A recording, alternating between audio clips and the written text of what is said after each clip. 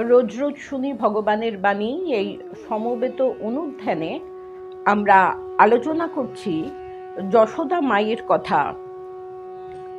গাজীপুরে নবম বর্ষীয়া মনিকা স্বামীজি কর্তৃক পূজিতা হয়েছিলেন জগন্মাতা রূপে। স্বামীজি গাজীপুরে গিয়ে তার বাল্যবন্ধু সতীশচন্দ্র মুখোপাধ্যায়ের বাড়িতে ছিলেন। গগনচন্দ্র রায় তিনি সেখানকার স্বনামধন্য প্রবাসী বাঙালি। ধর্ম ও সাংস্কৃতিক জগতেও তিনি সুখ্যাতি অর্জন করেছিলেন। মাঝে মাঝেই তার বাড়িতে ধর্মালোচনার আয়োজন হতো। তার 9 বছরের মেয়ে মনিকাকে দেখে স্বামীজি মুগ্ধ হয়েছিলেন। গগনবাবু বলেছিলেন, এটি আমার মেয়ে, স্বামীজি আপনি একে আশীর্বাদ করুন। স্বামীজি বলেছিলেন, এ কন্যাকে আমি আগেই আশীর্বাদ করেছি, আমি এখন একে মাতৃরূপে পূজা করতে চাই, আপনি আয়োজন করুন। আনন্দিত গগনচন্দ্র পরদিনই কুমারী পুজোর আয়োজন করলেন।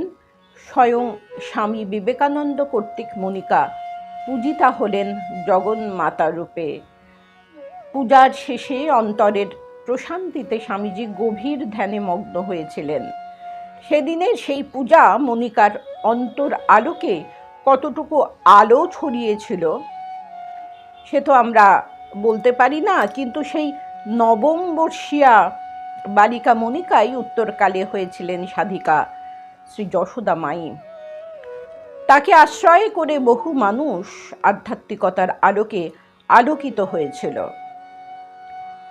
মনিকা দেবীর জন্ম 1882 সালে। শৈশব থেকেই তিনি অত্যন্ত সরলা ও ভক্তিমতী ছিলেন। তার বিবাহ হয় রায় বাহাদুর জ্ঞানেন্দ্রনাথ চক্রবর্তীর সঙ্গে, যিনি 1920 সালে লখনৌ বিশ্ববিদ্যালয়ের প্রথম ভাইস চ্যান্সেলর। শাণ্ডিল্য গোত্রের ব্রাহ্মণ এই চক্রবর্তীরা ধনী ছিলেন। বেনারসে তাদের 3 তলা বাড়ি ছিল। নিষ্ঠাবান ব্রাহ্মণ পরিবারের সন্তান হলেও জ্ঞানেন্দ্র বেনারসের মিশনারি স্কুল, কলকাতা বিশ্ববিদ্যালয়, এলাহাবাদের কলেজে অধ্যয়ন করে MA এবং LLB ডিগ্রি অর্জন করেছিলেন। পরে তিনি বেরিলি কলেজে, এলাহাবাদ বিশ্ববিদ্যালয়ে গণিতের অধ্যাপনা করেছিলেন। তিনি কোর্টে আইন প্র্যাকটিসও করতেন।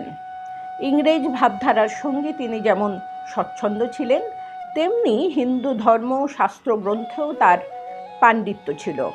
তিনি নিষ্ঠার সঙ্গে স্বধর্মের আচার অনুষ্ঠান অনুসরণ করতেন। সে কারণে তিনি ইংরেজ ও ভারতীয় সকলের কাছেই সম্মানিত ছিলেন। প্রতিদিন ভোর 3টে থেকে 6টা পর্যন্ত নিয়মিত জপ ধ্যান করতেন। লখনৌ ইউনিভার্সিটির ভাইস চ্যান্সেলর হওয়ায় বেশিরভাগ সময় তারা লখনৌতেই থাকতেন। 1893 সালে অ্যানি বেসান্ত এবং অন্যান্যদের সঙ্গে জ্ঞানেন্দ্রনাথ শিকাগো ধর্ম মহাসম্মেলনে যোগদান করেছিলেন। সেখানে সবার সঙ্গে তিনিও স্বামীজির বিশ্বজয়ী বক্তৃতায় মুগ্ধ হয়েছিলেন, যা মনিকা দেবী তার পত্রে জানিয়েছেন। তাদের 4 সন্তান ছিল। এছাড়া তারা 40টির মতো শিশুকে লালন পালন ও লেখাপড়া শিখিয়ে মানুষ করেছিলেন। শৈশব থেকেই মনিকা পার্থিব জীবনের প্রতি উদাসীন ছিলেন। ধার্মিক স্বামীর সংস্পর্শে তার ঈশ্বর লাভের বাসনা দিন দিন তীব্রতর হতে থাকে। তাদের গৃহেই যেন একটি আশ্রম তারা গড়ে তুলেছিলেন। সেখানে অনেকেই আসতেন, যাদের মধ্যে অন্যতম লখনৌ বিশ্ববিদ্যালয়ের অধ্যাপক রোনাল্ড নিক্সন, যিনি পরবর্তীকালে যশোদা মায়ের শিষ্যত্ব গ্রহণ করে শ্রীকৃষ্ণ প্রেম নাম গ্রহণ করেছিলেন এবং আজীবন তার সেবায় নিজেকে নিয়োজিত রেখেছিলেন।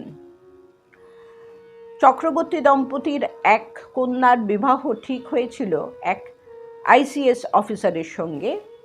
সেকালে সাধারণত বিবাহের আগে মেয়েদের কিছু বলা হতো না, এক্ষেত্রে তাই হয়েছিল।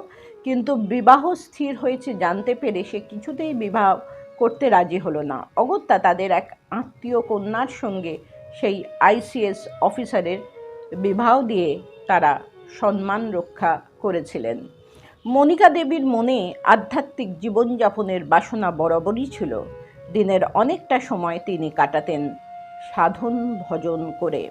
আবার আমরা পরবর্তী পর্বে আলোচনা করব কিভাবে মনিকা দেবী হয়ে উঠলেন যশোদা মাই। নমস্কার।